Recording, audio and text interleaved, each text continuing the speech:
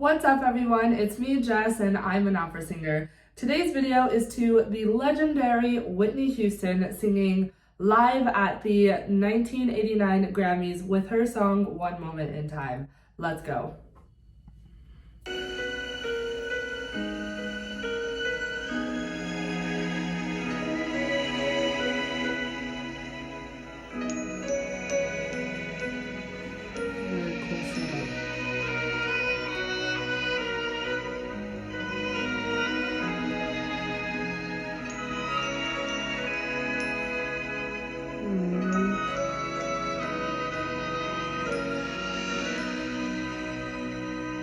Each day I live, I want to be a day to give the best of me. I'm only one, but not alone. My finest day is yet unknown. Okay, I'm gonna pause here. She's doing a lot of really cool things. The first thing I want to say is I love how much she is overpronouncing the consonants in the middle of the words and at the end of the words. And you could hear that in the very first few words she sang. So she's saying, each day I live. Each day I live. Perfect. I will never get tired of appreciating good diction. Another thing I want to talk about that is very characteristic of Whitney Houston's voice is the quick and sudden release of air at the ends of her phrases. I'm going to rewind just to give you all an example. I'm only one, but not alone. My finest day is yet unknown. See, at the ends of all of her phrases except for one, she did a sudden quick release of air. And this is just a stylistic choice more than anything. And it's very common to do in gospel music, which she is very, very well known for. The final and last thing I want to talk about are her onsets because they're very, very good. So she is choosing to do some sort of a vocal fry with a glottal attack, or just a pure clean sound. And with all three of these, you get a very small amount of air that passes through, aka you won't get a breathy sound. So for example, she sings, I want to be, versus I want to be. So the second way I sang was very breathy. So what's happening is my vocal folds are like this, let's say, and when I take in a breath, I have a certain amount of air just underneath my vocal folds. And when I'm ready to sing, they're gonna start vibrating, stretching, and moving. But for a breathy sound, this air that's underneath, so they're stretching and moving, and the air is going to pass through, a good amount of air is going to pass through. Therefore, you're going to get a breathy sound. But what she is choosing to do these are her vocal folds. Here's a little bit amount of air underneath her folds ready to use when she's ready to sing. And as they're moving, a very small amount of air is passing through the folds. It's very controlled, and there's a resistance between the air coming through and the folds, aka you're not going to get a very breathy sound. And for me, this is very advantageous for a song like this. I know this song, and this song requires a lot of energy and a lot of stamina.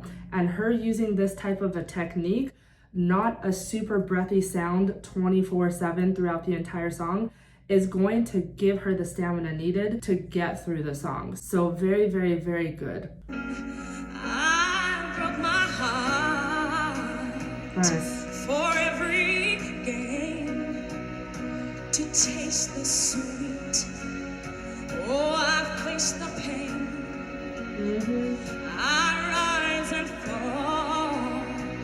Yet through it all, this much remains. I want one moment in time. When I'm more than I thought I could be. Love the instrumentalist in the background. When all of my dreams are hard beat away. And the answers are all up to me. Okay, I gotta pause. You know what? Normally, I would get annoyed with so many breaths in between phrases and words. But when it's Whitney Houston and when it's this style of music, all of that goes out of the window, right? Because breathing in between words and phrases and just breathing a lot in general is very indicative of gospel music. And it goes out of the window for me because it's expressive in its own way. I can very clearly hear the story in a very different way. It's a different dynamic choice, and it works so well when done right. I want to go back to prove to you just how many breaths she's actually taking in between each phrases, so you all can hear that.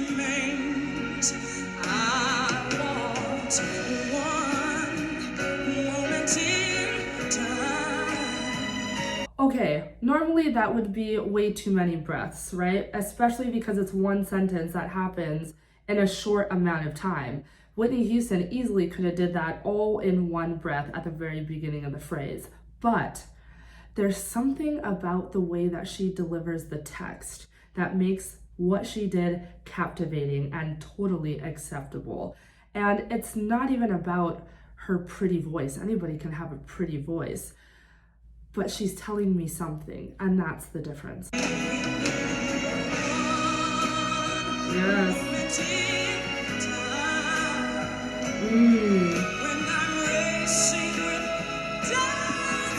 Nice.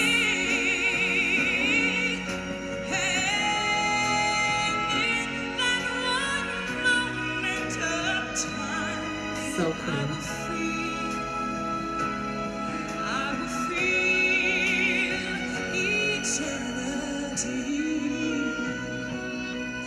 Okay, I really want to talk about that high note on the word destiny. When you have a high note that comes out of nowhere and there's no preparation note before the high note, it can be really scary figuring out how to execute it successfully. So Whitney Houston needed a mouth position of da. So she has a very large mouth and she shows a lot of her front teeth. So when you go to create that space for the high note, da, you run into the problem of, oh no, I need to sing a consonant, the D, before that high note. What do? Well, watch Whitney Houston. What she does is she actually took a catch breath right before that high note and on somewhat of a smile. So she went, and I'm racing with. This breath is very important. You can see a good amount of space within her mouth cavity on that smile sort of a breath. And all you need to do now is when you have that good amount of space in your mouth, is all you've got to do is use your tongue and your bottom jaw to say, da, da. It's an easy move, luckily, for a D. And by already having that good amount of space in your vocal tract, when you take that catch breath, all you have to do now is open it a little bit more to sing that high note. So the reason why her high note was so successful was because it was an easy move for her to go from this amount of space within just the catch breath alone to that high note versus this amount of space if you don't take a good breath with a good amount of internal space to go here for the high note. This move is much easier than this move. And she nailed it. It came out so well.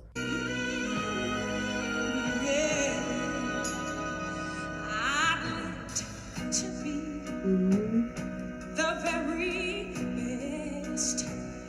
I want it all. No time for less. I've laid the plans. Now lay the chance here in my hands. She seems to want to smile a lot. One more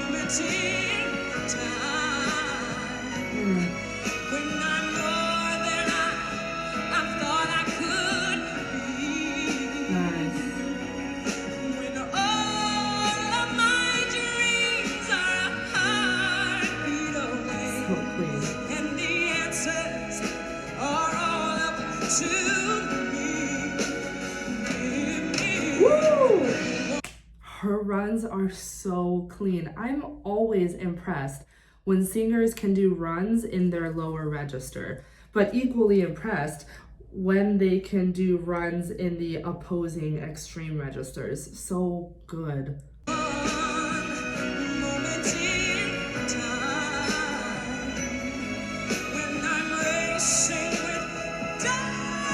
Woo!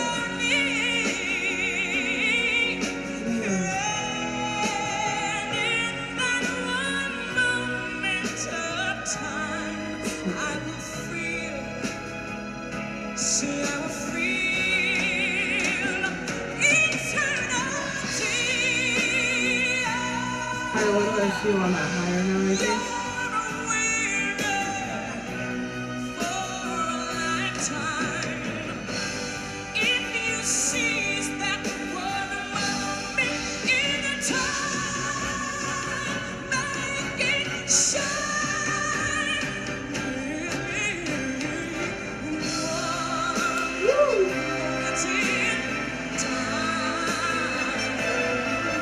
Okay, it's absolutely insane how much sound is coming out of that small body. And that just goes to show, if you know what to do with the air inside of your body, you'd be amazed at how far it can take you. I mean, Whitney Houston, of course, is on a different planet when it comes to technique, but still, that can be applied to anybody.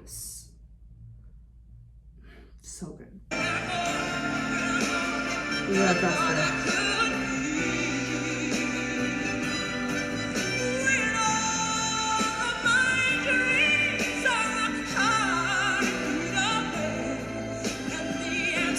Say.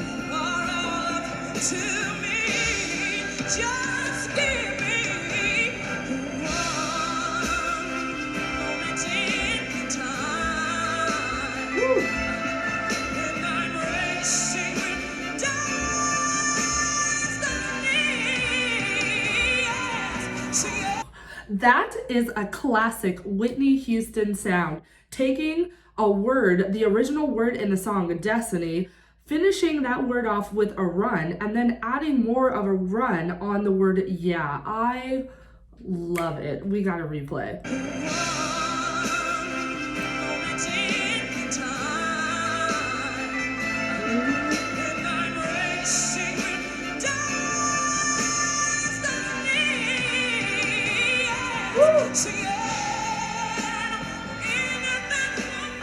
Pull that microphone with me.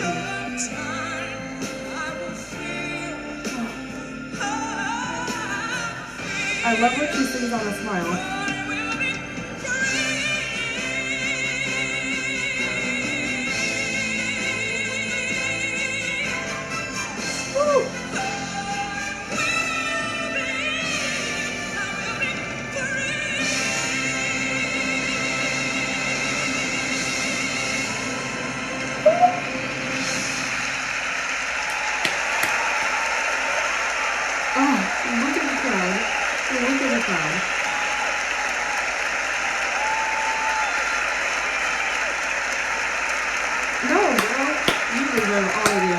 How much more classic Whitney can you get than this performance? I thoroughly enjoyed this performance and the way she delivered the text and how she was able to maintain the stamina needed for this song. It just grows and grows.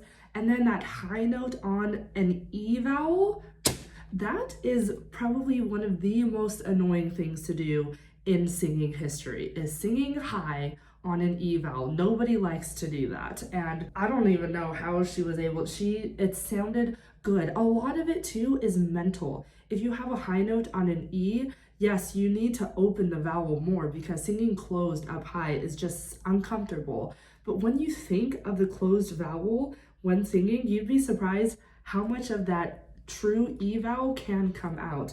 Just really, really, really good, you guys. All right, y'all, I hope your ears were blessed by the gorgeous Whitney Houston sound because mine definitely were. If you liked what you saw, make sure you hit that subscribe button and also turn on that bell notification so you're always aware of when I put up a new video on YouTube. Let me know down in the comment section below if you've seen this performance before. I know the song, but I've never seen this particular performance, and it was great within itself. Let me know what your favorite part was, if you didn't like something even. Love, love, love chatting with you all. I hope y'all have a really good day, and I will see you all very soon. Bye-bye.